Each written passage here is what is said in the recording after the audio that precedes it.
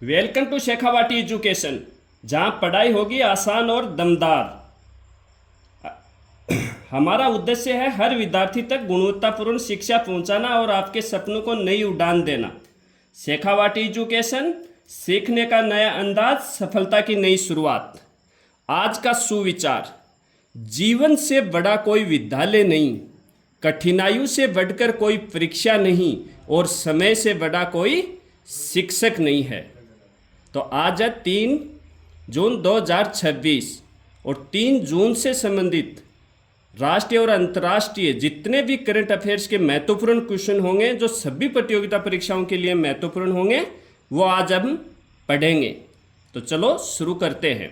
First question: biodegradable microplastic removal innovation plastic के लिए the earth prize 2026 के लिए किन भारतीयों को विजेता घोषित किया गया है? मतलब क्या है biodegradable microplastic removal innovation plastic के लिए the earth prize, world level का अर्थ प्राइज है, 2026 के लिए किन भारतीयों को घोषित किया गया है? तो इसके अंदर 3 भारतीयों स्टूडेंटों को घोषित किया गया है: विवान छावछरिया, अरियाना अग्रवाल, अवियाना मेहता। इन तीनों को द अर्थ प्राइज 2026 के लिए विजेता घोषित किया गया। अब इसके बारे में डिटेल से देखिए। पुरस्कार का नाम क्या है? द अर्थ प्राइज 2026 का 2026 का अर्थ प्राइज है। मिला किस किस को है? विजेता कौन कौन 3 भारतीय स्टूडेंट बने हैं: विवान छावछरिया, अरियाना अग्रवाल, अवियाना मेहता। किस देश के हैं? अपने भारत देश के। और भारत की तरफ से पहला है, मतलब भारत के पहले 3 स्टूडेंट हैं जिनको अर्थ प्राइज पुरस्कार मिला है। प्रोजेक्ट कौन सा था? प्लास्टिक का। मुख्य पदार्थ इमली के बीजों से बना, कि इमली के बीजों से बना बायोडिग्रेडेबल मैग्नेटिक पाउडर है, कि इमली के बीजों से बनाया गया ये पाउडर है और मैग्नेटिक पाउडर है। समस्या: पानी में माइक्रोप्लास्टिक प्रदूषण होता है। तकनीक: क्या तकनीक काम में ली है? माइक्रोप्लास्टिक को कलंप बनाकर मैग्नेट से अलग करना। मतलब माइक्रोप्लास्टिक को कलंप बनाकर मैग्नेट से, चुंबकीय से अलग करना। इसका महत्व क्या रहा? ये इतना कैसे प्रसिद्ध हुआ? ये सस्ता है, स्थानीय है, स्केलेबल है, रूरल एरियाज के लिए उपयोगी है। मतलब इस पर ज़्यादा खर्चा नहीं है, सस्ता है, आसान है। संगठन: मतलब दिया किसने है ये? The earth foundation, the earth prize.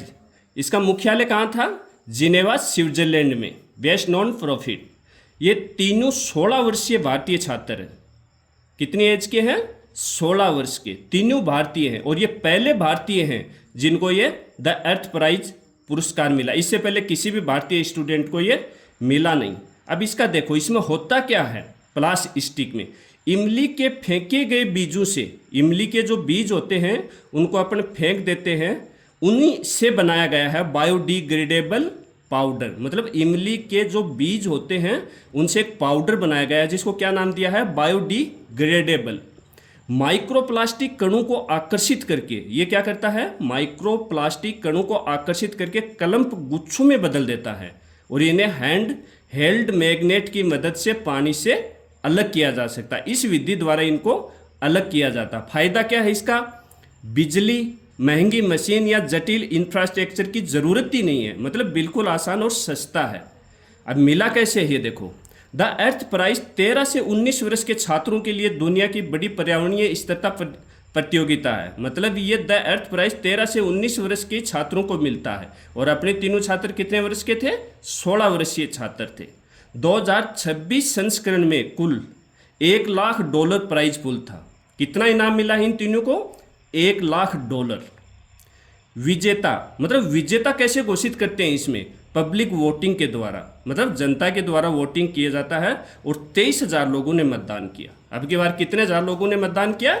23,000 लोगों ने। इस प्रकार तीनों भारतीय छात्रों को 2 लड़के हैं इसमें, 1 लड़का है और ये पुरस्कार मिला है। अगला क्वेश्चन देखो। ओकुस सुरक्षा संगठन ने under water drone program launch किया है। ओकुस में कौन सा देश शामिल है? मतलब आज का जमाना किसका है? ड्रोन का, नई टेक्निकल। तो ओकुस एक सुरक्षा गठबंधन है जो कई देशों का मिलके है ने अंडर वाटर ड्रोन, मतलब पानी के अंदर ड्रोन से अटैक करना, एक प्रोग्राम लॉन्च किया हो। तो ओकुस में कौन कौन से देश हैं, मतलब किन देशों ने मिलके ये under water drone program launch किया है? तो इसमें ऑस्ट्रेलिया है, यूके है और यूएसए है। मतलब ओकुस 3 देश हो गए, यूके, यूएस, ए से ऑस्ट्रेलिया, यूके से यूके, यूएसए हो गया। तो कितने देश हो गए इसमें? 3 देश हो गए, ऑस्ट्रेलिया, यूके, यूएसए। और घोषणा इसकी कहाँ की है? सिंगापुर में सांग्रीला डायलॉग चल रहा है, उसके अंदर इसकी घोषणा की है और समुद्र के नीचे ड्रोन से ऑपरेशन किया जाएगा। अगला क्वेश्चन देखो, भारत के किस पड़ोसी देश ने पद्मा बैराज परियोजना को मंजूरी दी है? कि भारत का ऐसा कौन सा पड़ोसी देश है जिसने एक नई परियोजना को मंजूरी दी है? नई परियोजना का नाम क्या है? पद्मा बैराज। तो वह कौन सा देश है? बांग्लादेश। पद्मा बैराज परियोजना को किसने मंजूरी दी है? बांग्लादेश को। मतलब निर्माण किस जिले में है ये? राजबाड़ी जिले में। बांग्लादेश के राजबाड़ी जिले में दक्षिणी पश्चिमी बांग्लादेश में पानी की समस्या को निपटाने के लिए, मतलब दक्षिण पश्चिम बांग्लादेश में जो पानी की समस्या है उसको फिनिश करने के लिए, समस्या को निपटाने के लिए पद्मा बैराज परियोजना को मंजूरी दी है कि वहाँ पानी की समस्या खत्म की जाए। और कितना लंबा बैराज बनेगा ये? 2.1 किलोमीटर। कितना किलोमीटर? 2.1 किलोमीटर लंबा बैराज बनाया जाएगा। जब बैराज ही बनेगा तो वहाँ बिजली भी पैदा होगी। तो कितनी बिजली पैदा होगी? यहाँ 113 मेगावाट बिजली पैदा की जाएगी। अगला क्वेश्चन देखो, इंडेक्स 2024-25 में लॉजिस्टिक्स पोर्ट परफॉर्मेंस में ड्राई बल्क की श्रेणी में किसने शीर्ष स्थान हासिल किया है? मतलब इंडेक्स जारी हुआ है 2024-25 का। किसका इंडेक्स जारी हुआ है? लॉजिस्टिक पोर्ट परफॉर्मेंस का। मतलब लॉजिस्टिक जो पोर्ट है, बंदरगाह है, उन्होंने कैसी परफॉर्मेंस की है, उसमें ड्राई बल्क की श्रेणी में किसने शीर्ष स्थान हासिल किया? ड्राई बल्क का क्या मतलब होगा? सूखा बंदरगाह। तो पारादीप पोर्ट अथॉरिटी उड़ीसा में है ये। इसने ड्राई बल्क की श्रेणी में शीर्ष स्थान हासिल किया। किसने किया है? पारादीप पोर्ट अथॉरिटी, जो किस राज्य में है? उड़ीसा में है। अब देखो इसको विस्तार से देखो।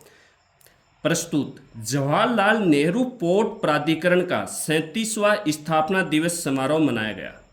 मतलब जो जवाहरलाल नेहरू पोर्ट है उसका 37वां स्थापना दिवस मनाया गया बंबई में। और शिपिंग मिनिस्टर, मतलब अपना जहाज मंत्री कौन है? सर्बानंद सोनोवाल।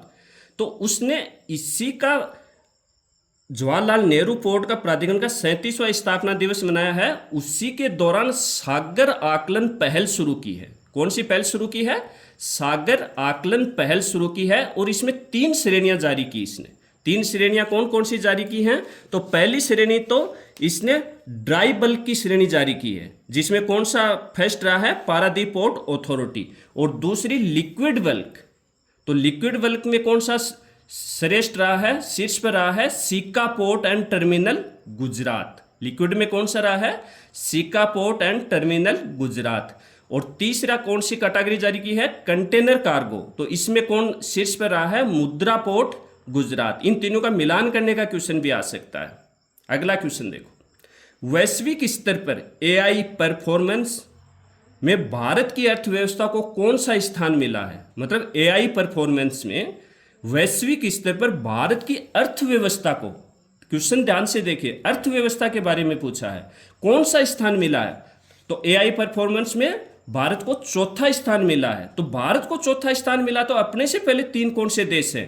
प्रथम स्थान पर यूएसए है, दूसरे पे चाइना है और तीसरे पे सिंगापुर, चौथे पर अपन भारत देश आ गया।